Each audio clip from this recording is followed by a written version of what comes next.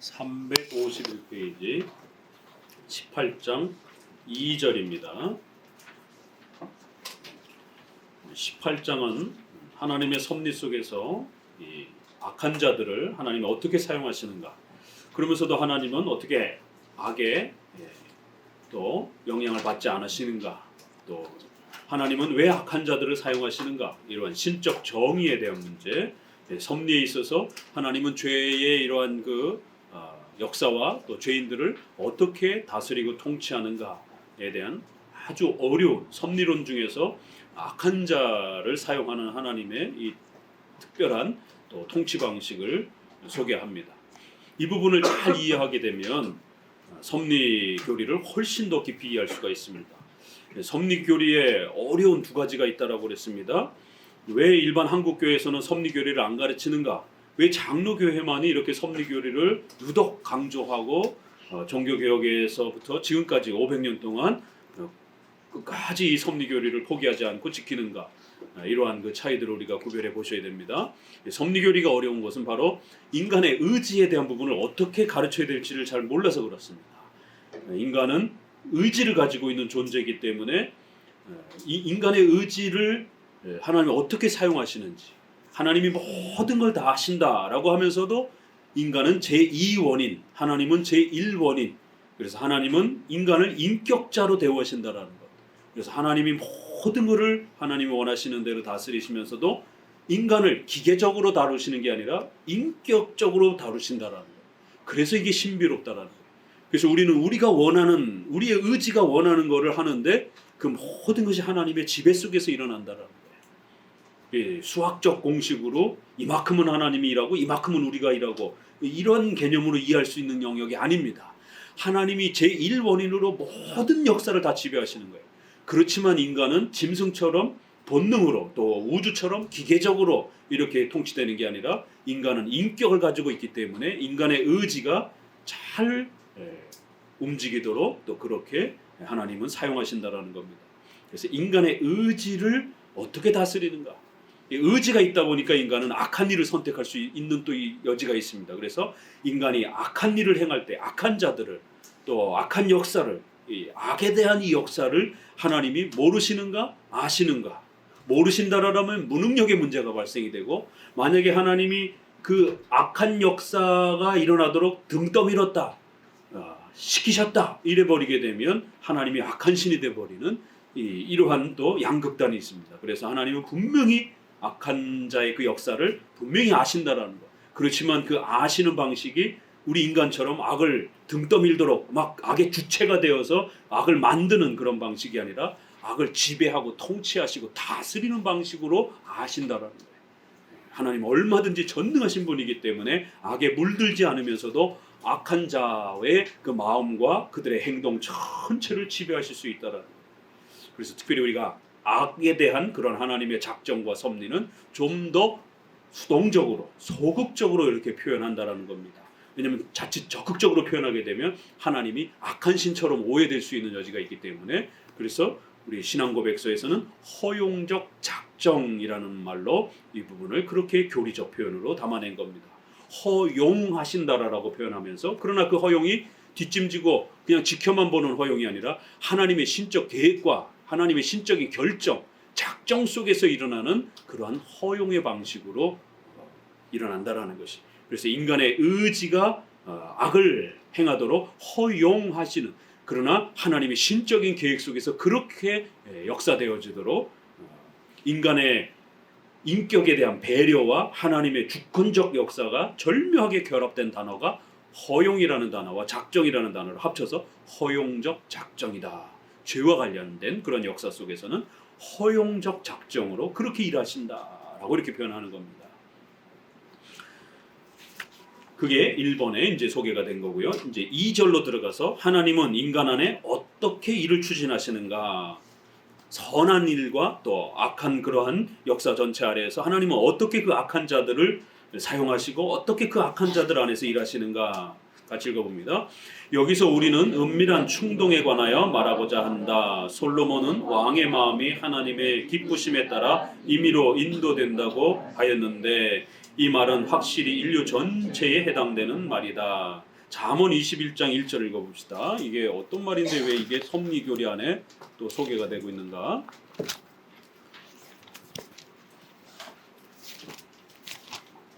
잠언 21장, 이거 유명한 말씀입니다. 21장 1절 같이 읽어봅니다. 왕의 마음이 여호와의 손에 있음이 마치 보의 물과 같아서 그가 임의로 인도하시느니라. 보, 강의 물줄기를 우리가 이렇게 한쪽 방향으로 낼 수 있는 것처럼 이렇게 하나님은 세상의 최고의 그런 권력을 행사하는 이런 독재자나 이러한 권력을 가진 통치자들의 마음도 하나님이 마음껏 원하시는 대로 물길을 내듯이 그렇게 그들의 마음을 움직여 가실 수 있다라는 것이 놀라운 표현이죠. 그렇기 때문에 국가 위정자들의 그런 폭력과 교회를 핍박하는 이런 부분들에 대해서 성도들이 절대로 겁먹을 필요가 없다라는 겁니다. 하나님이 허용하셨기 때문에 1세기 당시에 바울과 신자들을 핍박하는 빌라도의 핍박과 또 그 헤롯 가문의 교회의 핍박들이 일어나는 거예요. 하나님이 허용해 주셨기 때문에 그 핍박이 일어나는 겁니다. 만약에 스데반을 핍박하고 또 브리스길라와 아굴라 같은 경우도 그렇게 핍박하지 않았다라면 그들이 흩어지지 않았을 것입니다. 흩어져야만 전 세계로 복음이 펼쳐져 갈 텐데 이러한 국가의 또 핍박을 하나님이 역설적으로 반전을 일으켜서 제자들이 온 세상으로 퍼져나가는 그러한 놀라운 수단으로 사용하셨다는 것입니다. 이 섭리교리를 정확하게 우리가 깨닫고 소유하게 되면 세상에 겁낼 일이 없습니다. 그만큼 이 섭리교리는 어마어마하고 위대한 교리라는 겁니다. 그래서 우리 안에 이 일은 이거는 하나님이 모르시겠지라고 생각하는 이러한 마음들을 전부 뜯어내고 작은 일에서부터 큰 일에게 이르기까지 우리 인간의 마음에서부터 전 우주의 거대한 그 역사까지 하나님이 전부 지배하고 계신다라고 하는 이 강력한 하나님의 통치권, 지배권, 이 섭리권을 우리 마음속에 말씀을 통해서 계속해서 새겨 넣는 겁니다. 인간은 본능적으로 하나님 없이도 나 혼자 살 수 있다라고 하는, 하나님이 내 인생에 관여하지 않았으면 좋겠다라고 하는 이런 죄악된 마음들이 인간은 본능적으로 그렇게 있습니다. 원죄 때문에, 전적인 부패 때문에. 그래서 이런 악한 세계관을 뜯어내고 우리 인생은 하나님이 주인이시다라는 것, 하나님이 원하시는 대로 우리 인생 전체가 그렇게 계획되어져서 오늘 57편처럼 그렇게 살아가는 것이에요. 여러분이 꿈꾸고 소망하고 계획하는 모든 것들이 하나님의 계획 속에서 그렇게 움직이며 살아가는 겁니다. 배우자를 선택할 때도 세상 사람들은 자기들 기준이 있어서 스카이 출신의 삼성, 현대 기업의 아주 부잣집의 그런 기준을 가지고 결혼을 선택합니다. 그러나 적어도 우리 신자인 청년들에게 있어서는 하나님의 영광을 위해서 하나님의 섭리적 계획 속에서 배우자를 선택하려고 애를 쓰셔야 되는 거예요. 내 마음이 확정되었고 비록 외부적 조건은 화려하지 않다 할지라도 이러한 바른 신앙을 함께 지켜갈 수 있는 그런 배우자라면 확정하셔야 되는 거예요. 결정하셔야 되는 거예요. 직업 선택에 있어서도 마찬가지입니다. 더 연봉을 많이 주고 더 복지시설이 좋지만 주의를 못 지켜요. 그런 문제가 심각해지는 것입니다. 그러니까 우리가 먹고 살아가는 모든 그 선택들이 과연 하나님의 영광을 위해서 하나님의 주권과 섭리에 복종하고자 하는 그런 마음가짐으로 그런 목표를 가지고 선택하려고 하는가, 아니면 자기 성공만을 위해서 선택하려고 하는가, 이 차이가 어마어마한 차이를 나타낸다는 거예요. 이 비밀을 가르쳐 주는 겁니다. 하나님의 영광을 위해서 하나님의 섭리의 통치와 다스림 속에서 우리가 그렇게 하나님이 계획하신 바대로 우리 인생이 살아가지는 겁니다. 내가 살려고 애쓰고 노력하는 거 맞아요. 그럼에도 불구하고 우리 인생은 하나님 안에서 그렇게 살아가지게 되는 겁니다. 하나님이 계획하신 바대로 그렇게 살아가는 것입니다. 그래서 놀랍다라는 거예요. 그래서 이 섭리를 잘 깨닫고 하나님 앞에서 이러한 섭리의 통치와 다스림을 쫓아서 살려고 애를 쓰고 노력할 때에 하나님은 우리 인생을 더 깊이 돌봐주신다는 거예요. 어디로 보시냐면 16장도 한번 봅시다. 더불어서 16장 이 잠언서도 이제 와 이런 섭리 교리가 곳곳에 숨어 있구나. 잠언서는 학생들 우리 아이들 가르칠 때 하루에 한 장씩 읽어라 그러면서 또 이게 윤리와 관련된 많은 내용들이 있다 보니까 편안하게 읽을 수 있어서 우리 자녀들에게 잠언서를 주로 많이 이렇게 처음에 읽히는데 단순한 윤리만 가르치는 게 아니라 이렇게 어마어마한 신론이 담겨 있는 겁니다. 16장 1절부터 읽어봅니다. 마음에 경영한 사람에게 있어도 말의 응답은 여호와께로서 나느니라. 사람의 행위가 자기 보기에는 모두 깨끗하여도 여호와는 심령을 감찰하시느니라. 너의 행사를 여호와께 맡기라. 그리하면 너의 경영하는 것이 이루리라. 여호와께서 온갖 것을 그 시음에 적당하게 지으셨나니 악인도 악한 날에 적당하게 하셨느니라. 놀라운 악한 자를 어떻게 사용하신다고요?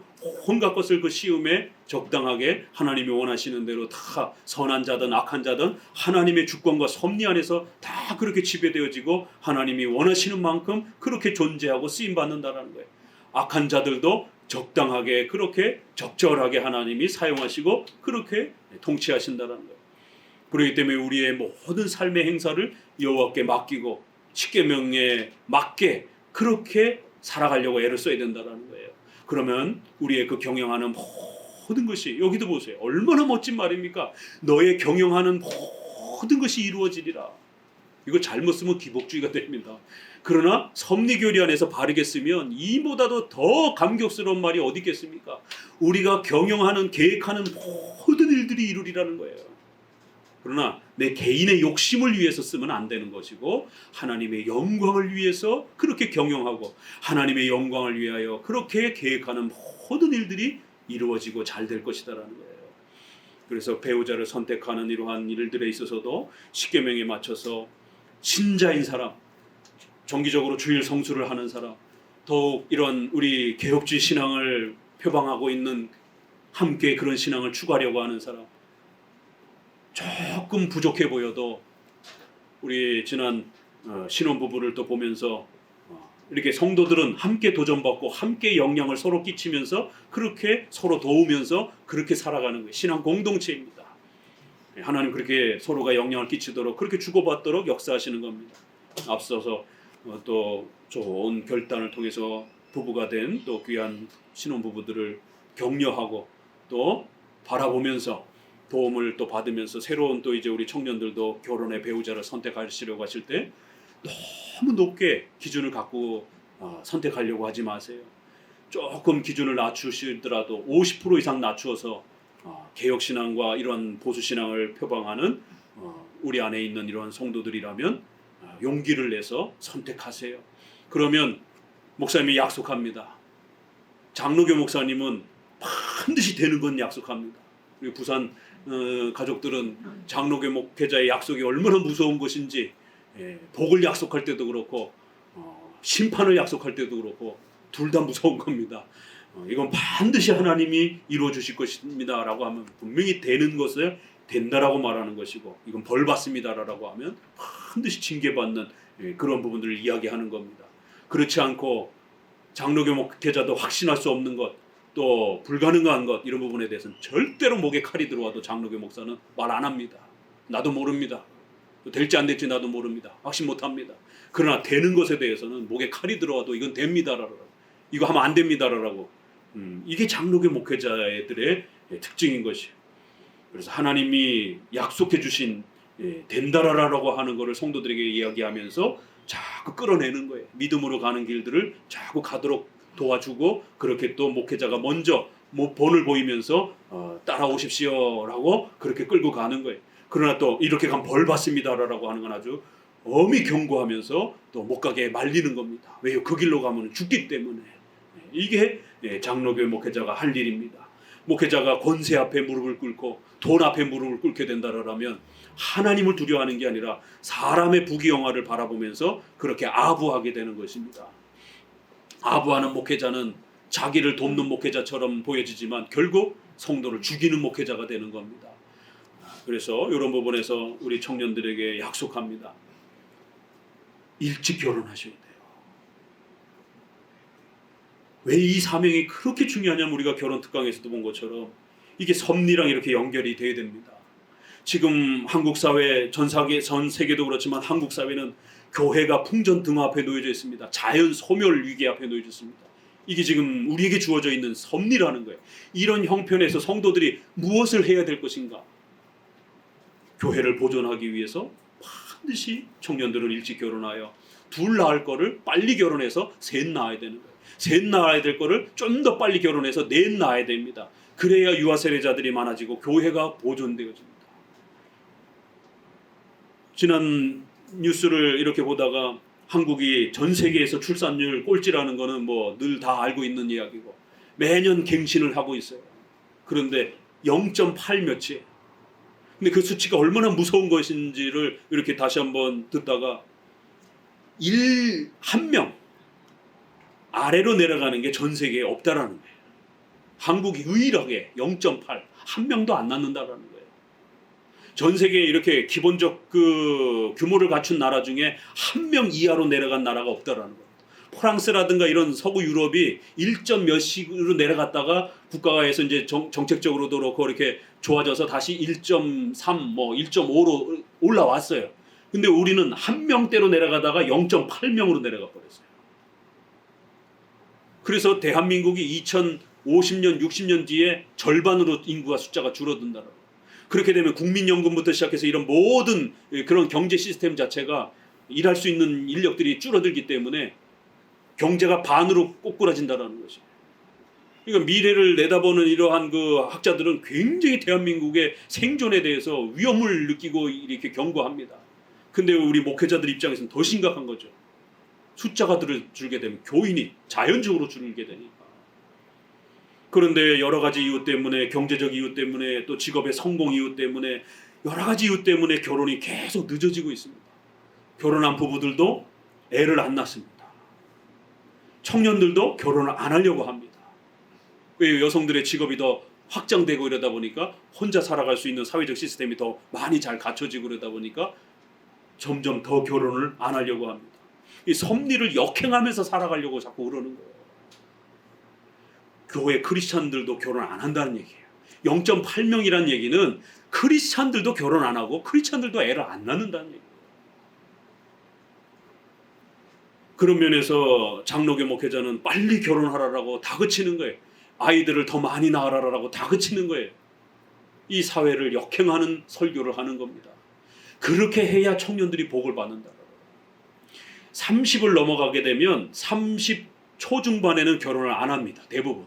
왜 그러냐면 30대가 이제 막 직장에서 대리라든가 이제 막 자리를 잡아가는 그 시점이기 때문에 조금만 더 성공해가지고 조금만 더 자리를 잡힌 다음에 내 집 마련을 하는 시기도 다 그런 시기이기 때문에 조금만 이제 집 마련해서 대출도 좀 어느 정도 갚은 다음에 그러다 보니까 청년들 결혼이 30 중반 후반으로 훅 넘어갑니다. 20대에 결혼하든지 아니면 30대 후반에 결혼하든지 이 교회건 세상이건 거의 비슷합니다. 30대에서 30 중반에 결혼하는 청년들이 별로 없어요. 그러니까 30을 넘어가면 후반으로 훅 넘어가는 거예요. 10년을 그냥 넘어가 버립니다.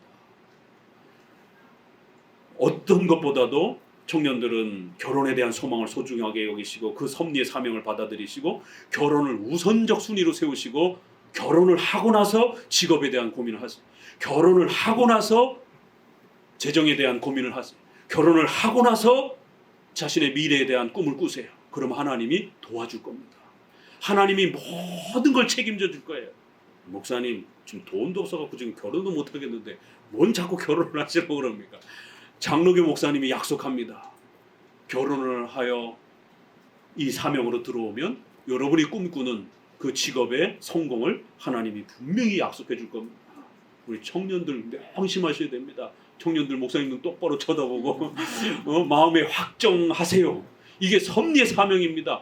하나님이 도와준다니까요. 재정에 대해서. 여러분의 직업에 대한 성공에 대해서 하나님이 도와준다니까요. 아드님 목사님을 똑바로 쳐다보고 여기를 쳐다보세요. 청년들 목사님이 약속합니다. 정말요? 진짜 도와주신다니까요. 돈도 하나님이 벌게 해주셔야 법니다. 반드시 하나님이 재정에 대한, 물질에 대한 복을, 또 돈은 실컷 벌었는데 몸이 아파가지고 병원에 툭 입원해 버리게 되면 답이 없는 거예요. 하나님이 건강의 축복도 주십니다. 반드시 건강 회복시켜 줍니다. 걱정하지 마세요.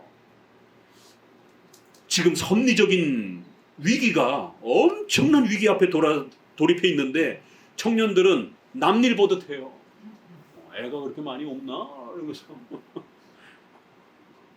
그게 지금 우리에게 닥친 과제인데, 섭리란 그런 겁니다. 전쟁이 터지게 되면 우리 남자들은 가정에 예쁜 마누라와 이런 정말 어린 사랑스러운 자녀들을 뒤로 하고 눈물을 머금고 우크라이나처럼 내일을 기약할 수 없는 목숨을 걸고 총칼을 들고 가정을 지키기 위해서 모두 다 전쟁터로 나아가라라고 목회자가 설교해야 되는 겁니다. 그게 우리에게 주어진 섭리라라고. 다 외국으로 도망가고 이러면 안 되는 겁니다. 그래서 일제시대 때 독립운동에 참여했던 그 33인의 그 독립선언서에 서명한 분들도 반 이상이 다 기독교인들이에요. 불교인들 몇 명, 겨우 몇 명이고, 기독교인들만이 그런 행동들을 하는 것입니다. 그리고 수많은 그러한 독립운동에 참여했던 안중근, 안창호 다 기독교인들입니다. 우리에게 주어진 섭리예요. 우리의 형편이 전쟁이라고 하는 심각한 위기 앞에 놓여져 있면 가정을 뒤로 하고 남자들은 목숨을 걸어야 되는 거예요. 또 지금 우리의 국가적인 위기가 이렇게 자녀 출산이 전 세계적으로 꼴찌가 되어 있는 이런 심각한 상황이라면 우리 자매님들 눈물을 머금고 용기를 내고, 왜냐하면 자매들이 아이를 낳고 이런 것은 자기 몸에 망가지고 이런 모든 부분들을 희생해야 되는 부분이잖아요. 자매들이 훨씬 더 많은 희생들을 해야 된단 말이에요. 그래서 하나님께서 해산함으로 구원을 얻을 것이다 라고 하는 이런 디모데서 말씀도 있는 겁니다. 애를 많이 낳으면 구원받는다, 그런 뜻은 아니에요. 칭의와 관련된 말씀은 아니라 성화와 관련된 말씀이죠. 자매에게 준 이 창조적 소명을 하나님 앞에서 자매들이 잘 감당하면, 해산이라고 하는 이 엄청난 수고들을 감당하게 된다라면 너도 복을 받고 너의 가정도 복을 받고 너의 자녀들도 복을 받고 어마어마한 하나님의 돌보심과 복을 받을 것이라는 약속인 거예요. 국가적으로 교회적으로 지금 우리가 이렇게 심각한 위기에 놓여져 있을 때 자매들이 그건 내일 아니고 이렇게 뒤로 밀어버리게 되면 본인들도 국가도 교회도 가정도 다 같이 붕괴가 되는 거예요. 용기를 내어서 여호와께 맡기고 우리의 경영하는 모든 것을 하나님이 책임져 주신다라고 하는, 사람의 행위가 자기 보기에는 깨끗하여도 지금은 돈을 벌어야 될 때고 돈이 없으니까 좀 결혼은 미루고 이렇게 경영하시면 안 돼요. 그렇게 계획하시면 안 됩니다. 여호와는 심령을 감찰하신다라는 거예요. 어떤 마음과 의도 속에서 왜 배우자의 조건을 자꾸만 높이는지 하나님은 다 알고 계신다라는 겁니다. 그래서 배우자의 조건을 좀 낮추시고 최고의 조건은 이러한 신앙을 같이 표방하는 그런 동역자를 선택하시고, 결혼도 용기가 필요합니다. 이 사람하고 정말 살 수 있을까? 정말 내가 결혼해서 잘 살 수 있을까? 지금 재정이 이렇게 빠듯한데 내가 결혼해가지고 감당할 수 있을까? 이게 다 불안해가지고 결정을 못 내리는 것이에요. 결단하셔야 됩니다. 특별히 우리 30을 넘은 청년들은 더 섭리가 강력하게 자신의 삶을 압박하고 있다는 걸 명심하셔야 됩니다.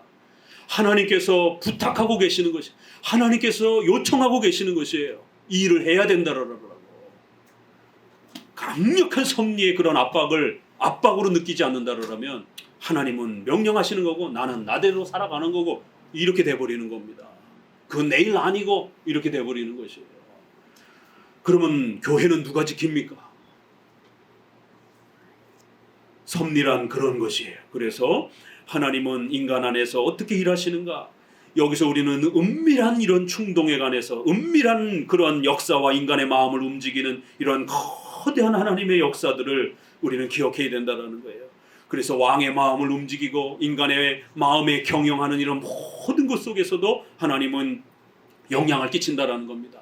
그러나 우리를 대하듯 하지 않기 때문에 우리가 자원함으로 결혼하도록, 자원함으로 선한 일을 행하도록, 자원함으로 또 일을 하도록 그렇게 하나님이 역사하시기 때문에 강제로 등을 떠미는 방식이 아니기 때문에 때로는 우리의 나태함과 게으름 때문에 결국 하나님의 이 거대한 일들이 또 때로는 우리 보기에 늦춰지게 되는 이런 일들이 벌어지는 겁니다. 교회는 반드시 하나님이 생존시킬 겁니다. 그러나 자매들이 나서서 희생해 주지 않으면, 아이를 낳아주지 않으면 교회는 오랜 세월 동안 전멸과 같은 그런 위기 가운데 그렇게 또 존재하는 방식으로 있을 수도 있다라는 거예요. 하나님은 분명히 교회를 지키시지만 또 우리 인간의 인격을 사용하시기 때문에 자매들이 희생을 하고 또 함께 출산과 양육에 이러한 거룩한 사명을 짊어지게 되면 교회가 또 신속하게 회복되어지는, 이렇게 하나님이 일하시고 인간이 또 일을 하는 거예요. 비록 이것이 신인협력 공로주의처럼 50%가 아니라 하나님이 근원적 원인자가 되어서 일원인, 그럼에도 인간은 짐승이 아니라 하나님 앞에서 인격자로 제2원인으로서 그렇게 또 인간은 의지를 가지고 하나님의 역사에 동행하고 참여하는 방식으로 그렇게 일을 하는 겁니다. 맨 아래줄 우리의 마음의 생각은 하나님의 은밀한 영감에 의하여 하나님의 목적을 향하게 된다는 것과 같은 중요성을 가진다.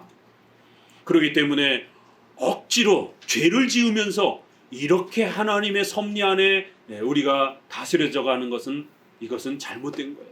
하나님은 그렇게라도 역사하십니다. 그러나 선한 선택의 방식을 통해서 여러분의 마음과 의지가 움직여 갈 때 더 큰 은혜와 복을 받는 것이지, 결과적으로는 어떤 방식으로든 반드시 하나님께서 하나님이 원하시는 것을 성취하십니다. 그러나 여러분이 죄를 선택한 것에 대해서는 반드시 또 벌을 받는다는 거예요.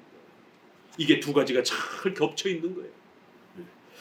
그렇기 때문에 될 수 있는 한 벌을 받으면서 죄를 지으면서 이렇게 하나님의 섭리가 성취되도록 하지 마시고, 하나님의 그 기쁘신 섭리 아래 여러분이 선을 택하면서 그렇게 하나님의 역사와 섭리가 이루어지도록 그렇게 열심히 선택해 가시라는 거예요.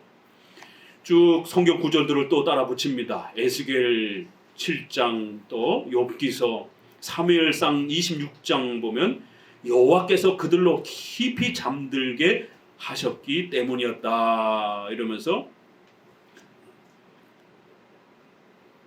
다윗이 생명을 보존하는 이러한 과정, 사울의 이러한 그 포박을 도망할 수 있었던 이런 모든 것들, 그래서 적군들이 깊이 잠들게 하시는 것도, 이것도 다 하나님의 역사라는 것이. 저도 차 운전을 하다 보면, 특별히 이제 우리가 차 운전하다 보면 그런 일들을 많이 겪잖아요.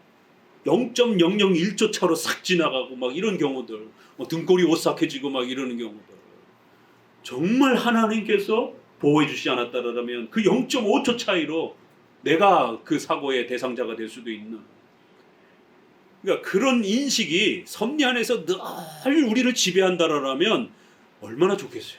근데 우리 이 나태함과 게으름 때문에 그 0.5초 차이로 사고가 순간적으로 지나갈 때는 하나님 감사합니다 이러는데 그게 1초밖에 안 유지가 돼요. 그리고는 또 지나가다 보면 뭐 언제 그랬냐 하고 잊어버리는 것이에요. 그리고는 자기 힘으로 살 수 있는 것처럼 하나님의 섭리의 지배함의 이 위대함들을 또 놓치고 기억을 또 잊어버리고 살아갑니다. 그러나 하나님께서 인간의 마음을 어둡게 하시며, 이사야 29장 저들을 쳐서 현기증이 나게 하시고, 신명기 28장 잠자는 영으로 저들의 눈을 감기시며, 이사야 29장 광기로 저들을 채우시고, 로마서 1장 저들의 마음을 완고하게 하시기도 하시고, 하나님이 죄를 짓도록 하는 그런 방식으로 충동하는 건 아니에요. 그러나 하나님은 얼마든지 악한 자들의 마음을 또 충동시키기도 한다는. 그래서 우리 번역에도 보게 되면 충동시켰다 이렇게도 표현해요. 또 일으키셨다 이렇게도 표현을 해요. 다양한 표현을 하십니다. 그러나 하나님 죄를 만드는 방식의 그런 충동은 아니라 하나님의 섭리에 그것이 도구로 쓰여지도록 그렇게 충동하신다라는 거예요. 일으키신다라는 거예요. 완고하게 하신다라는 거예요. 하나님의 말씀보다 더 분명한 증거를 요구할 수는 없다. 많은 사람은 마치 하나님께서 행악자들을 버리심으로써 사탄에게 저들의 눈을 어둡게 하도록 허락하시는 것처럼 이 여러 규절들 역시 하나님의 이런 단순한 허용과 관계된 규절이라고 한다. 그러나 이와 같은 해결은 너무도 어리석은 해석이다. 단순한 허용처럼 하나님이 그냥 지켜만 보시는 것처럼 이런 식으로 섭리를 가르쳐서는 안 된다는 거예요. 하나님이 주체하시고 하나님이 주관하셔서 하나님이 그 모든 역사를 지배하셔서 그런 허용의 방식으로 일어난다라고 우리 장로교처럼 해석해야 된다는 거예요.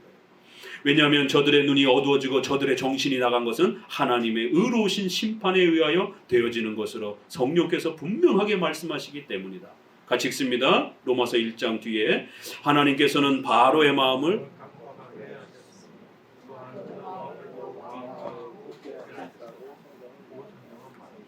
어떤 이들은 이러한 표현을 회피하면서 어리석은 트집을 내세우는데 즉 바로는 자신의 마음을 완고하게 했다고 다른 곳에서 말하고 있기 때문입니다. 그 마음을 완고하게 한 원인은 하나님의 의지라고 주장하고 있는 것이다. 이는 인간은 다양한 방법으로 하나님에 의하여 행동하지만 동시에 이란다는 두 사실이 맞춰 서로 완전하게 모순되는 말과 같다. 그러나 나는 저들의 반대를 반박한다. 왜냐하면 만일 완고하게 하는 것이 단순한 허용을 지시하는 것이라면 본래 완고하게 된 동기는 바로에게 있지 않았을 것이기 때문이다. 그럴진데 바로 왕이 수동적으로 완고하게 된 것처럼 생각하는 것은 얼마나 빈약하고 어리석은 해석이겠는가. 이 출애굽기의 이 바로 왕의 역사를 보게 되면 여기 구절들을 보면 하나님이 시키셨다, 하나님이 그렇게 했다라는 구절도 있고요, 바로가 그렇게 악을 행했다라는 구절이 동시에 나옵니다. 그럼 도대체 그 바로가 한 거예요? 하나님이 한 거예요? 둘 다 한 겁니다. 하나님은 하나님의 원하시는 목적과 뜻을 이루신 것이고 바로는 자기의 욕망에 따라, 정치적인 욕망에 따라 이스라엘 백성들을 노예로 부리려고 안 보내주는 것이에요. 그래서 바로는 벌을 받은 겁니다. 홍해 사건에서 그 최첨단의 그들의 군대가 다 전멸을 하는 것입니다. 하나님께서 또 그렇게 일하시는 것입니다. 사탄은 사탄의 목적을 가지고 또 그렇게 일을 하는 겁니다. 그래서 하나님, 사탄, 인간 이 세 주체가 모두 같은 사건 안에, 십자가 사건 안에도 그렇게 동시적으로 일을 하는 거예요. 그래서 사탄도 벌을 받고 인간도 벌을 받는 거예요. 그러나 하나님이 예수 그리스도를 십자가에 그렇게 죽이신 것입니다. 왜요? 우리의 구원을 성취하기 위해서. 사탄이 죽인 게 아니에요. 인간이 죽인 게 아니에요. 하나님이 죽이신 것이에요. 성부 하나님께서 예수 그리스도를 죽음에 내어주신 것입니다. 자신의 아들을 죽이신 것이에요. 우리를 구원하시기 위해서. 그 십자가의 죽음이 어쩔 수 없이 일어나는 게 아닙니다. 떠밀려서 죽은 게 아니에요. 성부 하나님이 이사야 53장처럼 도살장에 끌려가는 양처럼 그 양을 끌고 가시는 성부 하나님, 도살장에 끌려가면서 양처럼 한마디도 핑계하지 않으시고 죽음을 향하여 나아가시는 그리스도, 이게 이사야 53장에 그렇게 나오는 겁니다. 그래야 우리의 죄값을 대신 그렇게 갚도록 하나님이 명령하셨고 예수님은 그 명령을 순전히 순종하셨다라고 말하는 거예요. 하나님께서 그렇게 역사하신 거예요. 그렇지만 예수님을 십자가에다가 팔아넘긴 유대인과 바리새인들의 죄는 엄중하게 벌을 받는 겁니다. 그들이 범죄하여 예수님을 팔아넘긴 거기 때문에, 또 그들을 못 박은 로마인들의 죄악은 엄중하게 벌을 받는 거예요. 이 역사가 동시적으로 진행이 되는 겁니다. 그래서 신비롭다라는 거예요. 이 섭리교리는 이런 면에서 내가 죄를 범한 건 내 책임이다라고 하는 강력한 죄에 대한 책임의식을 불어넣어 줍니다. 그러면서도 하나님께서 내 인생 전체를 지배하신다라고 하는 또 이 강력한 하나님의 지배권을 또 같이 만들어줍니다. 이게 동시에 들어와요. 그래서 신비로운 거예요. 일반 신앙은 이걸 그래서 못 가르치는 겁니다. 어떻게 이게 두 개가 같이 들어오지? 하나님이 다 하셨으면 그 하나님 책임 아니야? 우리가 다 했으면 이건 우리 일이지. 하나님이 이것에 대해서 관여를 안 하시는 거지. 하나님은 그냥 지켜만 보는 거지. 그냥 하나님은 허용만 하고 그냥 지켜만 보는 거예요. 뒷짐지고 어떻게 돼가나 일이. 이렇게 양극단으로 말하게 된다는 거예요. 그러나 우리는 두 개를 다 말하는 겁니다. 우리의 모든 전 역사가 비록 악한 자와 악한 역사까지도 하나님의 지배 아래, 하나님이 허용하지 않았으면 아담의 타락은 절대로 일어나지 않았습니다. 어떻게 하나님이 모르는 상태에서 아담의 타락이 일어날 수 있겠습니까? 하나님이 허용하지 않았는데 어떻게 아담의 타락이 일어날 수 있겠습니까? 그렇게 말해버리게 되면 하나님은 즉시로 무능력한 신이 되어버립니다. 하나님이 아담의 타락을 알았다, 하나님이 아담의 타락을 지배하셨다라고 말하게 되면 하나님은 악한 신이 되어버립니다. 그래서 이 사이를 파고들어서 잘 말해야 되는 겁니다. 하나님은 악한 신이 아니면서도 그럼에도 악을 지배할 수 있다라고 아주 그거를 절묘하게 말해야 돼요. 이거를 우리 선조들은 끊임없이 해석을 훈련했고, 그래서 웨스민스터 신앙고백에 허용적 작정이라는 방식으로 교리를 구축해 준 겁니다.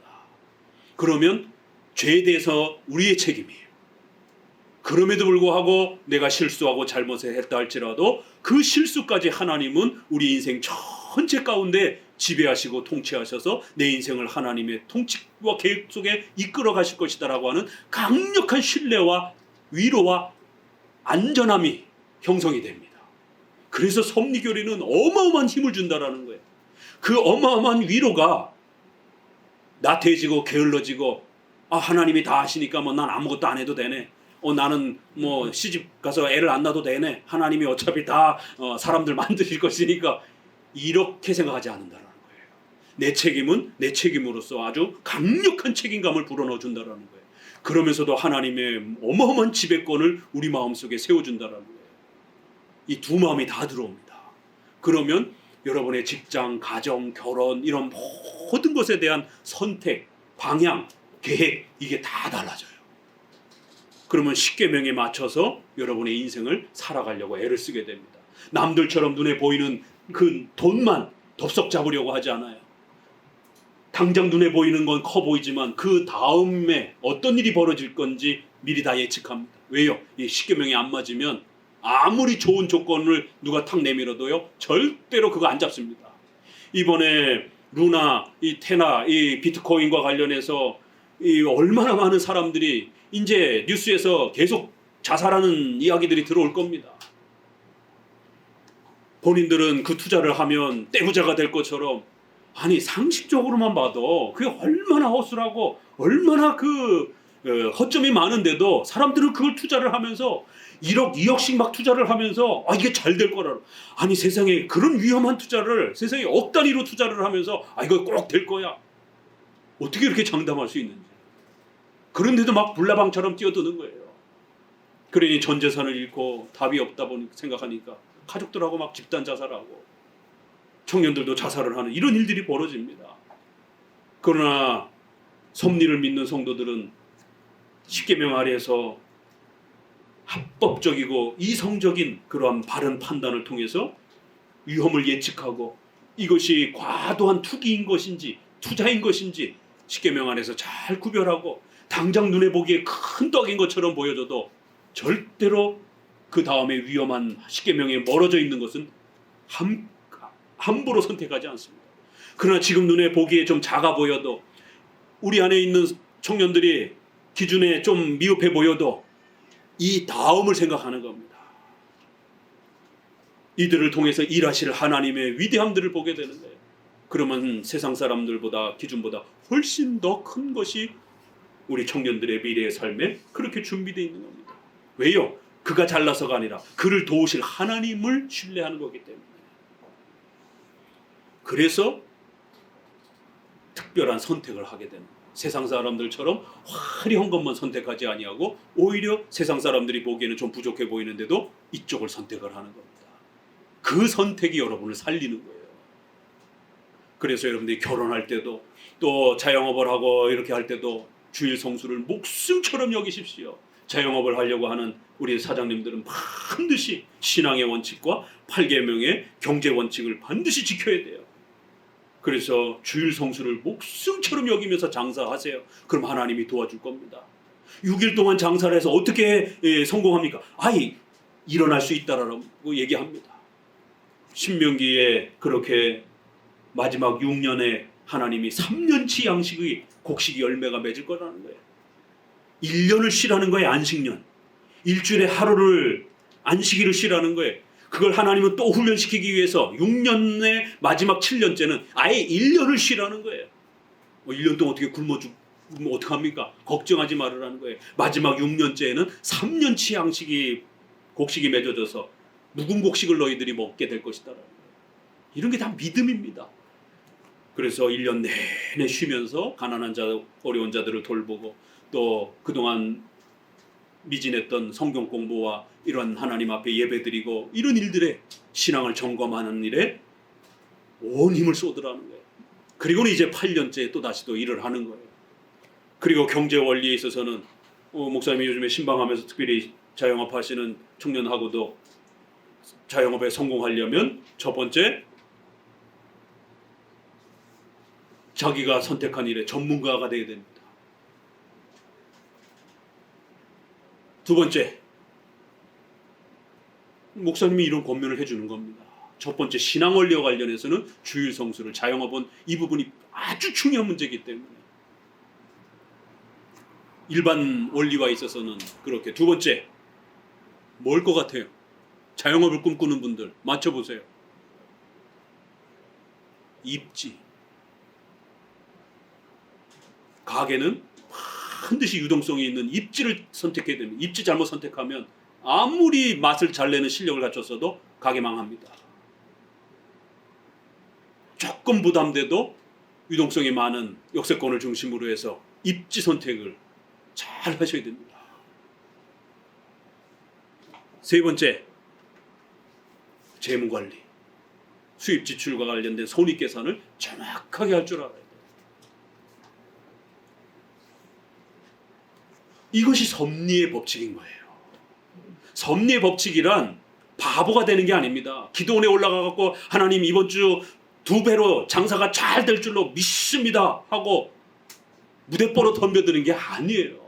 성경에서 가르치는 섭리의 법칙이란 십계명을 통한 신앙의 원리가 있고 그 다음에 일반 은총, 상식적이고 합리적인 우리의 일반 은총에 대한 부분들을 사용하는 겁니다. 이것도 하나님이 창조적 질서로 만들어주신 법칙이기 때문에 보존, 협력, 통치.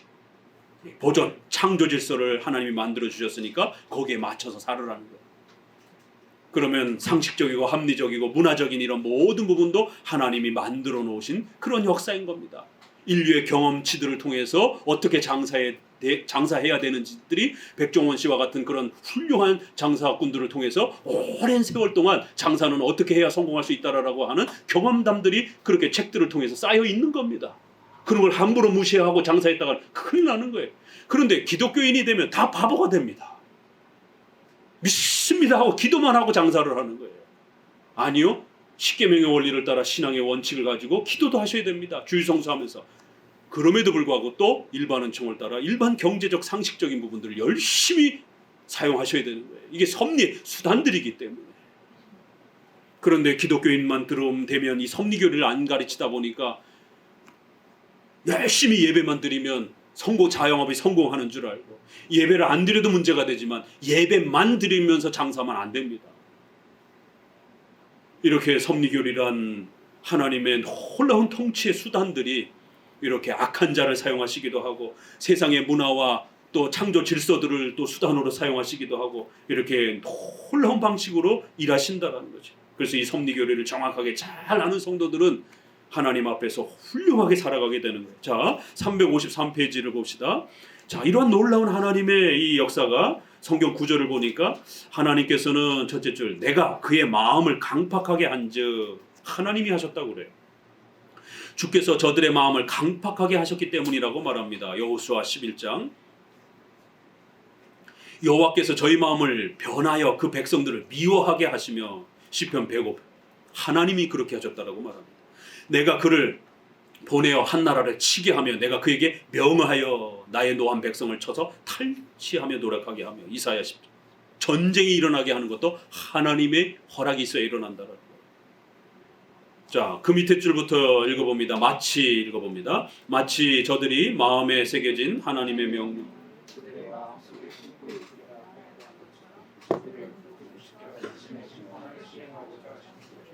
여기서 분명히 알 수 있는 것은 저들은 하나님의 명확한 결정에 따라 움직이지 않으면 안 되었다는 것이다. 이렇게 이 모든 것이 하나님의 지배 속에 있다는 거예요. 사무엘상 16장 11절 여호와의 부리는 악신, 악한 신도, 악한 타락한 천사들도 하나님이 다 쓰신다라는 겁니다. 하나님의 명령이 없으면 절대로 악한 신들도 함부로 못 움직인다라는 거예요. 데살로니가 후서 2장 11절 그러나 유혹의 사역이 하나님 자신에게서 오지 않는다라면 이렇게 진리에 순종하기를 거절하는 자들에게 거짓을 믿게 하는 이 일이 어디서 오겠는가. 첫째 이유에 의하면 만일 선지자가 유혹을 받고 말을 하면 나 여호와가 그 선지자로 유혹을 받게 하였습니다. 에스겔 14. 악한 목사들의 가르침에 속아 넘어가는 것도 이게 다 하나님의 역사 속에서 그렇게 일어난다는 거예요. 그래서 어리석은 자들을 벌하기 위한, 성경을 배우기 싫어하고 교리 공부를 싫어하는 사람들에게 신비 체험과 이상한 체험들 막 이렇게 일으키는 목사가 등장을 하고 거기에 또 빠지는 이런 성도들, 다 성경을 배우기 싫어하는 자들을 벌하기 위해서, 그래서 성경으로 돌아오지 못하게 하는 하나님의 엄중한 벌이라는 거예요.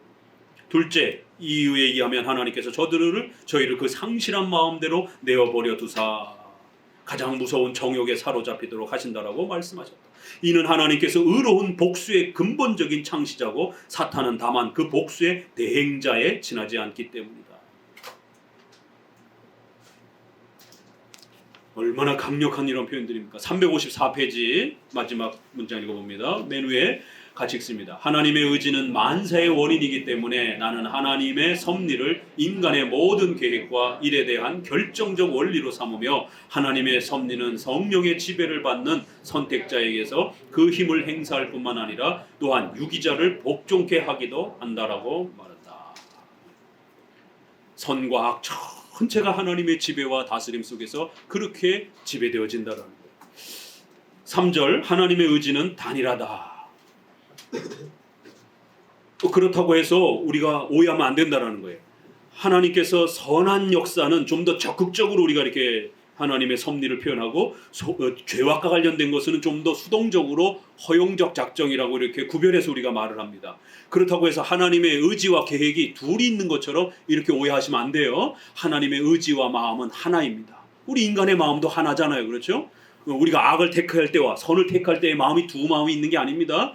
다 하나의 마음 속에서 일어나는 거예요. 그런 것처럼 하나님의 이러한 신비로운 선에 대해서는 하나님이 더 적극적으로 역사를 하시고, 특별히 악에 대한 부분에 있어서는 인간이 악을 택하도록 하나님이 허용하시고 내버려 두시고 인간이 악의 책임을 짊어지도록 그렇게 좀 더 지켜보신다는 이러한 통치 방식은 하나님의 마음이 두 개가 있는 게 아니라 하나의 마음이에요. 다만 악에 대한 문제는 인간이 책임을 짊어지도록 좀 더 하나님이 허용적 방식으로 적극적으로 하나님이 선을 행하듯이 강력한 그런 어떤 도움을 막 불어넣으시면서 그렇게 일하지 않으신다라는 거예요. 인간이 악을 자꾸 택하려고 하면 하나님 지켜보신다라는 거예요. 내버려 두신다라는 거예요. 하나님이 허용하신다라는 것이죠. 그래서 그런 표현을 쓰는 겁니다. 하나님의 의지는 단일하고 확고한 하나님의 하나의 의지만 있는 겁니다. 지금까지 나는 성경에서 분명하고 공공연하게 가르치고 있는 것들만 자세히 설명하였다. 그러면서 쭉 내려오셔서 밑에서 둘째 줄, 이제 중간쯤에 보게 되면 시대마다 불경건한 사람들과 참남된 사람들이 있어서 교리의 이 부분을 반대하여 입에 거품을 물고 큰 소리로 떠들고 있기 때문이다. 이게 섭리교리, 작정교리를 싫어하는 사람들이 역사 속에 이렇게 자꾸 등장을 한다라는 거예요. 오늘날도 얼마나 수많은 목회자들이 섭리교리, 작정교리 싫어합니까? 교회에서 안 가르치잖아요.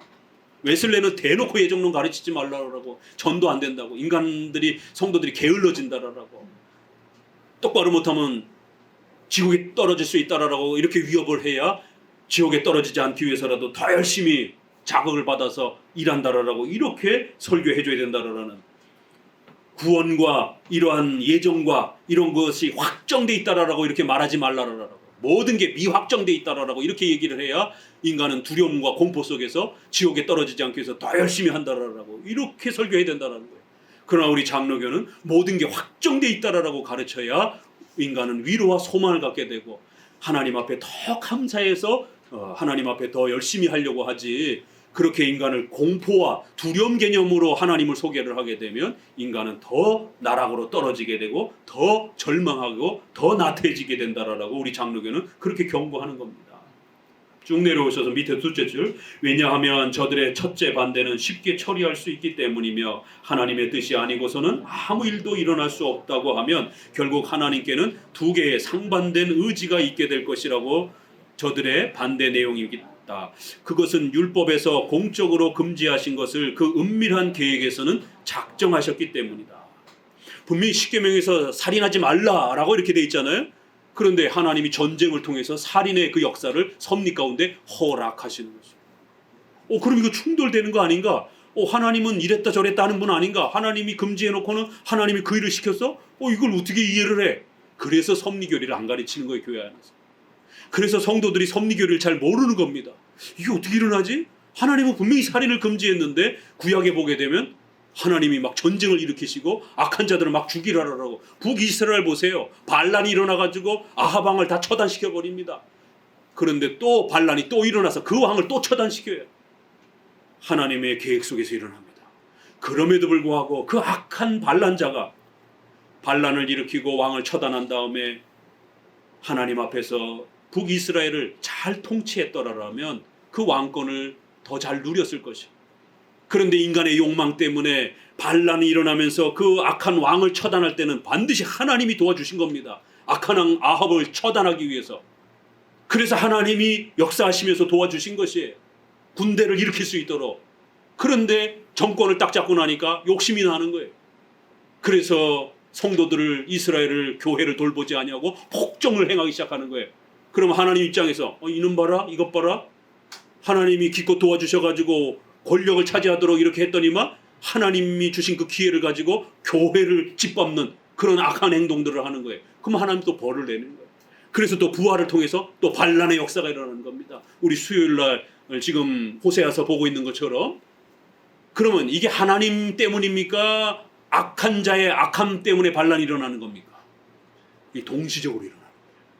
악한 자는 자기의 욕망 때문에 반란을 일으키는 거고 하나님은 그 반란을 사용하셔서 악한 자들을 처단시켜 버리는 거예요. 참 놀라운 겁니다. 그래서 여러분들의 삶 속에서 혹시라도 여러분을 괴롭히는 사람이 등장을 했을 때 칼빈의 기독교 강요 이제 4권에 가게 되면 악한 왕도 하나님 악한 목적 아래에서 그 악한 왕을 사용하신다라는 거예요. 악한 자가 악한 목적으로 통치하지만 하나님은 선한 목적으로 이스라엘 백성들을 바벨론 포로 속에서 징계하시기 위해서 악한 왕을 그 시대에 허락하신다라는 거예요. 그래서 우리 시대에 악한 왕이 있을 때 함부로 막 반란을 일으키면서 이렇게 막 나라의 통치권을 확 뒤집어 엎어버리고 이러면 안 된다라는 겁니다. 그게 명백한 일제시대 때처럼 국가를 침탈하는 그러한 국가 내 전쟁일 때는 우리가 목숨을 걸고 전쟁을 해야 되지만 같은 국가 내에 어떤 통치권을 바꾸기 위해서 어떤 그 정치적 혼란이 일어나게 되면 함부로 이렇게 내란에 참여하거나 이러면 안 된다는 거죠. 참 절묘한 해석을 합니다. 외적이 쳐들어왔을 때는 우리가 반드시 목숨을 걸고 전쟁을 해야 돼요. 그러나 한 국가 안에 같은 민족끼리 권력을 잡기 위해서 군사 쿠데타라든가 어떤 이런 특별한 어떤 형태를 통해서 정권이 바뀔 때 함부로 크리스찬들이 그 정권에 반기를 든다든가 억지로 그 정권과 맞서 싸우고 이러면 안 된다라는 거예요. 악한 정부라 할지라도 그 통치권을 하나님이 허락하시기 때문에. 그래서 무질서, 왕이 없는 무질서보다는 악한 왕이라도 서게 하시고 그래서 교회를 질서 가운데 보호하게 하시고 또 교회를 벌하기도 하시니 그러면 그 징계를 참아내야 된다라는 거예요. 벌을 받아야 된다라는 거예요. 성도들. 교회는 벌을 받아야 된다라는 거예요. 그래서 함부로 국가 정치에다가 반란을 일으킨다든가 내란을 일으킨다든가 이러면 안 된다라는 겁니다. 전쟁과 관련해서는 반드시 싸워야 되지만 내란과 관련된 부분들에 대해서 성도들이 함부로 저항권을 발동시켜서는 안 된다라는 겁니다. 이게 구약의 수많은 왕권의 역사 속에 하나님의 섭리가 그렇게 펼쳐진다라는 거예요. 자기가 좋아하는 정권과 정당에 함부로 휘말려가지고 그렇게 상대방의 정권을 욕하고 쓰러뜨리려고 이런 식으로 합법적이지 않은 방법으로 불법적인 방식으로 그렇게 저항권을 발동시켜서는 안 된다는 것이. 때로는 하나님은 악한 유정자를 우리에게 세워서 그 징계 아래에 우리가 거하면서 회개하도록 그렇게 사용하시기도 하기 때문이라. 그래서 여러분의 삶의 주변에 어떤 악한 자가 여러분에게 등장하게 되면 세상 일반적 설교들은 하나님 피하게 해주세요. 이게 기복주의예요. 그러나 우리 장로교의 섭리교리는 견디고 뚫고 나가는 겁니다. 이게 달라요. 기복주의 신앙은 피해만 가려고 해요. 그러나 우리 장로교 신앙은 그것이 모든 것이 다 하나님의 섭리 아래서 주어지는 줄 알고 그것이 우리의 징계에 해당이 되는 것인지 우리가 또 어떤 다른 이유 때문에 고난이 주어지는지를 4가지 아래에서 살피면서 그것을 잘 헤쳐나갑니다. 이런 게 다른 겁니다. 그래서 여러분의 삶 속에서 예기치 못한 억울한 일, 또 안 좋은 일이 이렇게 또 찾아올 때에 이걸 대하는 자세가 다르다. 그런 부분들을 이렇게 계속해서 배워가야 하면서 섭리교리를 여러분 안에 채워 넣으셔야 된다는 겁니다. 쭉 내려오셔서 3번은 계속 설명했던 그런 부분들을 반복해서 설명하는 겁니다. 시편 115편의 3절에 오직 우리 하나님은 하늘에 계셔서 원하시는 모든 것을 행하신다, 이런 부분들. 욥기서 그 위쪽에도 보면 경건한 욥의 입을 통하여 하나님의 기뻐하시는 뜻대로 그 욥의 모든 역사 속에 주신 자도 여호와여, 취하여 가신 자도 그렇게 하나님이시다, 이런 표현들. 사무엘상 2장 25절에 여호와께서 그를 죽이기로 결정하셨다, 계획하셨다, 섭리하셨다. 이사야 45장 7절 하나님께서는 자신이 빛과 어둠을 지으시고 평안과 환난을 지으신다고 말씀하신다. 아모스 3장 6절 읽어봅시다. 여기도 놀라운 말씀이 소개되죠. 그리고 자신이 시키지 아니하시면 재앙이 임하지 않는다라고 말씀하신다. 여호와께서 시키지 아니하시고요, 어떻게 재앙이 임하느냐, 이 아모스서에 참 이해할 수 없는, 이건 섭리를 알아야만이 이 구절을 이해할 수가 있습니다. 여호와께서 시키신다, 이렇게 말합니다. 또 쭉 내려오셔서 그러나 모세가 가르친 대로 우연히 자루에서 빠진 도끼에 맞아 죽은 사람도 하나님께서 시키신 대로 되어진 것이었다. 교통사고를 만나는 것도 똑같이 크리스천들 운전하는데 어떤 사람은 교통사고가 나서 죽는 것이 하나님이 그를 데려가기로 결정하신 것입니다. 이렇게 섭리교리는 어마어마한 거라는 겁니다. 사도행전 4장 28절, 이거 그리스도의 죽음과 관련해서도 같이 읽어봅니다. 28절 뒤에 사실 그리스도의 십자가의 죽음이 그러므로 하나님의 의지는 그 자체에 모순을 지닌 것도 아니고 변하는 것도 아니며 원하는 바를 원하지 않는 것처럼 가장하지도 않는다. 그러나 하나님께는 의지가 하나이며 단일하지만 우리에게는 그것이 여러 모양으로 보인다. 그래서 하나님이 우리에게 허용하시는 이런 형태로 보이는 거예요. 그래야 우리에게는 우연히 어떤 일이 닥치는 것처럼 보이는 겁니다. 하나님께는 절대로 우연이 없어요. 그러나 우리 인생에서는 우연히 사람을 만나는 거예요. 우연히 이렇게 유튜브 설교를 듣고 죽을 고비에서 살아나신 거예요. 그러면 그 우연히 듣게 된 것이 우연히 찾아온 것이지만 하나님의 계획 속에서 부산가족을 살리기 위하여 그렇게 또 그 수많은 유튜브에 설교가 있는데 어떻게 신목사님의 설교가 마음에 들어오고 귀에 들어오느냐. 그게 우연입니까? 우리에게는 우연이지만 하나님에게서는 모든 것이 계획되어져 있는 그런 어마어마한, 그래서 하나님의 허락이 없이는 한 발자국도 내딛지 못하는 겁니다. 이러한 세계관을, 이러한 마음을 가지고 살아가면 얼마나 우리 삶이 든든하겠냐라는 거예요. 356페이지를 보세요. 하나님의 각종 지혜가 나타난다라는 거예요. 하나님의 지혜가 다양하게 그렇게 우리 인생 속에 펼쳐진다라는 거예요. 마치 하나님께서 자신의 계획을 변경하거나 스스로 모순을 일으키기나 하시는 것처럼 우리 자신의 둔한 이해로 인해 하나님 자신의 무슨 변화가 있다고 꿈꾸어야 하겠느냐. 우리에게는 아주 이렇게 다양하게 나타나 보다 보니까 하나님이 우리가 죄를 지면 죽이시겠다라고 경고하는 거예요. 그러나 또 회개하면 살려주시는 거예요.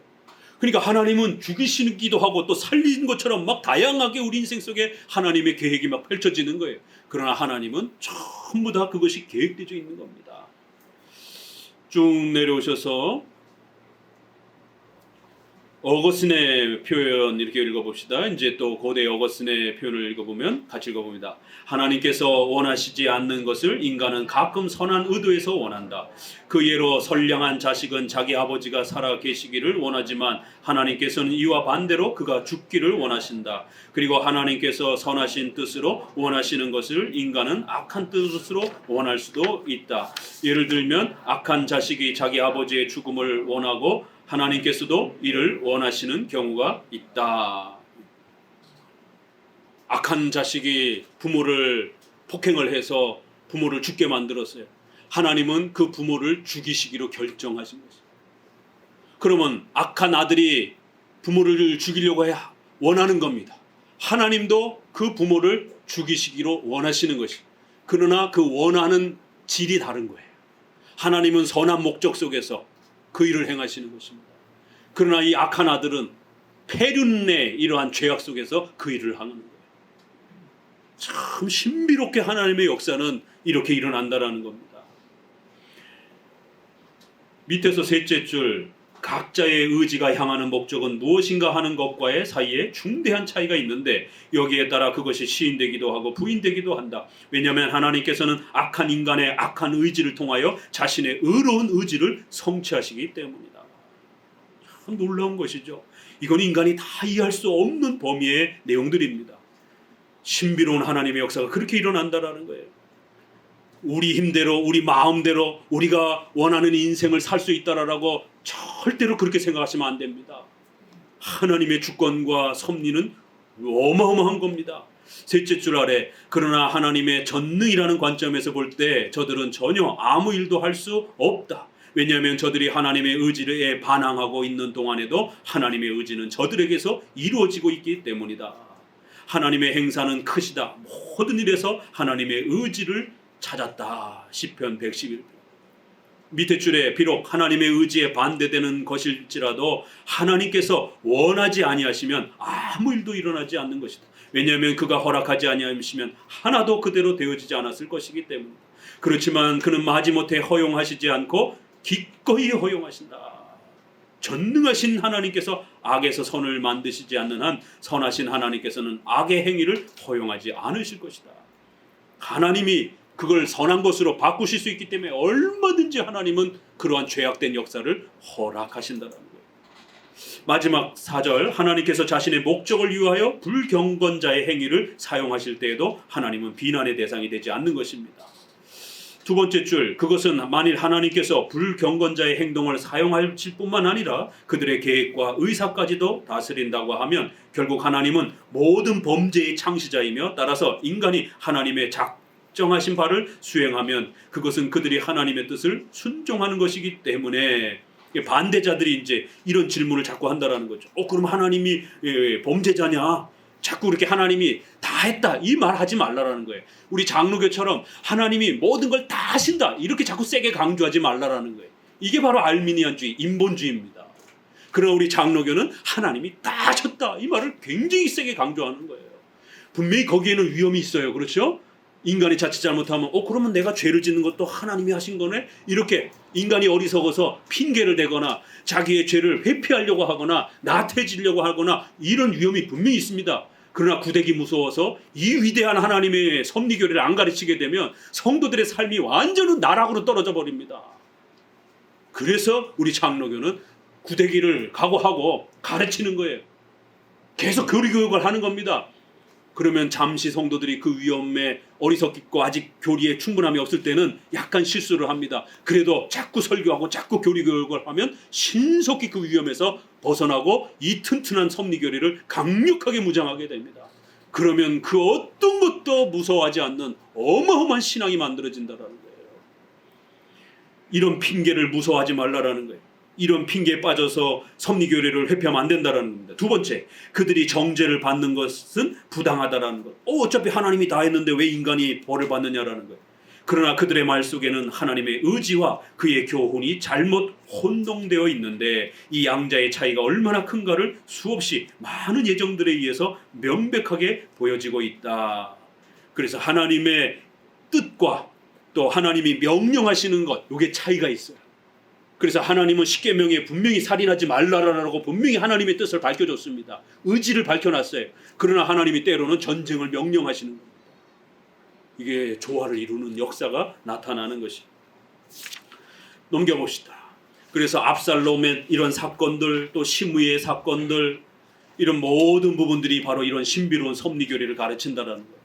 위에서 8째 줄 정도 읽어야 될, 즉 하나님은 거기 같이 읽어봅니다. 즉 하나님은 행악자들을 사용하셔서 자신의 은밀한 심판으로 작정하신 것을 성취하시지만 그러나 저들이 하나님의 교훈에 순종이나 한 것처럼 용서받지는 못한다는 사실이다. 실상 저들은 자신들의 정욕에 따라 고의적으로 하나님의 교훈을 파괴하는 자들이다. 그래서 인간이 죄를 지은 건 분명히 인간이 벌을 받아야 된다라는 거예요. 그래서 여로보암의 또 이런 북이스라엘의 왕들의 이런 죄악들 또다시 소개를 합니다. 호세아서 8장 4절도 또 이렇게 소개가 되는 것이. 쭉 내려오셔서 밑에서 6째 줄 정도 같이 읽어봅니다. 그러므로 우리는 배반을 원하지 않으면서도 하나님께서는 다른 목적을 품으시고 정당하게 이 변절을 원하셨다는 것을 알게 된다. 그래서 북이스라엘의 왕조가 계속 반란에 의해서 반역에 의해서 왕조가 바뀌잖아요. 이거 다 하나님이 계획하신 거예요. 그럼에도 그 반역을 행한 본인들은 하나님 앞에 또 벌을 받는 것이. 맨 아랫줄 저쪽 359페이지 첫째 줄, 독자들은 이 두 사실을 주의 깊게 생각해야 합니다. 넷째 줄, 그러나 분열의 시작은 하나님의 의지로부터 이렇게 나오는 겁니다. 이 왕국이 분열되어지는 이러한 이제 역사들이 쭉 내려오셔서 저들이 정죄된 이유는 한 10번째 줄 정도 아래 위에서 저들이 하나님의 의지를 반대하여 다윗의 집을 배반하였기 때문입니다. 그런데도 그 열왕기상 12장에 보면 다운표 안에 보면 이 일은 여호와께로 말미암아 난 것이라. 여호와께서 전에 실로 사람 아히야로 느밧의 아들 여로보암에게 고한 말씀을 응하게 하심이더라. 여로보암의 죄와 그럼에도 하나님께서 나라를 쪼개어서 솔로몬과 그 아들의 죄를 책망하기 위해서 북이스라엘을 그렇게 여로보암에게 주셨다라는 거예요. 신성한 통일이 분열된 것이 어떻게 하나님의 의지를 거스르는 일이며 그럼에도 불구하고 어떻게 하나님의 의지를 따라 10지파가 솔로몬의 아들에게서 떠나는가를 유의하시기 바랍니다. 그래 열왕기하 10장에 아합이 살해당하는 장면, 예후가 아합의 가문을 초토화시킵니다.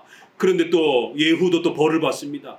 이런 일들이 어떻게 하나님의 뜻 안에서 이루어지고 또 그들 자신들의 또 죄를 범한 것에 대해서 벌을 받는가? 아주 신비롭게 그렇게 서로 소개가 된다라는 겁니다. 그 단락 밑에서 셋째 줄 열왕기하 10장 9절 밑에부터 읽습니다. 같이 읽습니다. 만일 내가 잘못되지 않았다면 어떻게 동일한 행동에 인간의 죄가 나타나는 동시에 하나님의 공의가 빛나고 있는가를 나는 이미 분명하게 설명하였습니다. 이거 여러분 이제 열왕기 상하 읽을 때 섭리교리를 고민하면서 읽어야 돼요. 그 안에 섭리교리가 어마어마하게 펼쳐진다라는 거예요. 어거스틴의 답변만으로도 언제나 충분할 것이다 이러면서 맨 아랫줄 봅시다. 그것은 저들이 동일한 행동을 하지만 그러나 동일한 근거에서 행동하는 것이 아니기 때문이라고 그 이유를 말할 수 있습니다.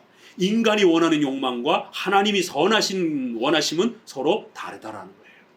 행동은 거의 그 같은 공간 안에 일어나지만 그 의지와 원하는 마음이 한쪽은 선하고 한쪽은 악하다라는 것이죠. 그러나 인간이 하나님의 의로운 충동에 따라 불법을 저지를 때에도 하나님과 인간은 서로 일치하지 않는다라는 거예요. 그 의지가 서로 다르다라는 거죠. 그래서 어거스틴은 이제 이렇게 표현합니다. 같이 읽어봅니다. 위에서 다섯째 줄. 하나님은 사악한 자의 마음 속에서도 자신이 원하시는 바를 행하시되 그들이 공적에 따라 보응하시니 어느 누가 이 심판을 두려워하지 않겠는가. 넷째 줄 정도 아래 어거스틴이 다른 곳에서 정확하게 하나님께서 이 신문에서 묻고자 하시는 것은 인간이 무엇을 할 수 있었던가 혹은 무엇을 하였던가가 아니라 무엇을 하려고 생각하였던가 원하였던가 이게 문제라는 거예요. 그리하여 저들의 계획과 의지를 참작하려고 하셨다고 지적하였다. 이렇게 해서 인간의 의지와 마음이 악하다라는 거예요. 그 결과로 일어난 행동을 보지 말고 인간의 그 악한 욕망, 그거에 벌을 받는 거예요. 하나님은 하나님이 원하시는 일을 행하신다라는 겁니다. 그렇게 성경은 이렇게 아주 다채롭게 이러한 섭리의 이러한 복합적인 역사들을 펼쳐내고 있다라는 겁니다. 자, 이렇게 마지막으로 가장 어려운 인간의 악한 의지와 마음을 사용하시는 하나님의 위대한 섭리의 이 방식들을 마지막으로 살피면서 섭리교리의 최종적인 이제 막을 내립니다. 신론이 이렇게 해서 끝이 납니다. 이제 다음 주부터는 2부의 인간론, 죄론이 이제 소개가 될 것이에요. 다시 한번 당부드리는 것은 섭리교리가 어렵습니다. 그렇지만 반드시 배워내야 됩니다. 배워내야만 합니다. 그래서 섭리교리를 신앙 고백서를 통해서, 기독교 강요를 통해서, 또 성경을 통해서 부단히 읽어내면서 이 섭리교리를 여러분의 것으로 만들 수 있도록 열심히 읽고 또 배우시고 또 반복하시기 바랍니다. 저도 이렇게 설교하고 나면 저도 주중에 기독교 강요나 설교, 또 주중에 있는 신약 강좌 다시 듣습니다. 2번, 3번 들어요. 내가 잘못 말한 게 있는가, 조금 정확하게 말했어야 되는데 조금 흐리게 말한 게 있는가 점검하기 위해서도 그렇고, 내가 그 흐름을 따라서 정확하게 말했는가, 저도 2번, 3번 듣습니다. 여러분 몇 번 듣습니까? 설교 한 번 들어가지고 그 100% 다 이해할 수 없습니다. 집에 가셔서 요즘엔 기계도 좋으니까 일하시면서도 또 틈날 때마다 이렇게 설교를 자꾸 반복해서 들으세요. 그러면 섭리교리가 더 선명하게 여러분의 것이 될 것입니다. 그리하여 섭리교리가 반드시 여러분 안에 새겨지도록, 그래야 우리 안에 잘못된 세계관들, 우연히 또 인생은 내 마음대로 이런 잘못된 생각이 완전히 끊어지고, 우리 인생은 하나님이 계획하신 대로 그렇게 살아가시는 것이고, 그래서 우리 인생을 우리 마음대로 계획할 수도 없습니다. 하나님이 원하시는 대로 십계명을 따라서 맞추어서 거기에 맞춰서 그렇게 계획하시고 그렇게 결정하시고 그렇게 살아가세요. 그러면 하나님이 훨씬 더 모든 것을 하나님이 책임져 주실 것입니다. 기도합니다.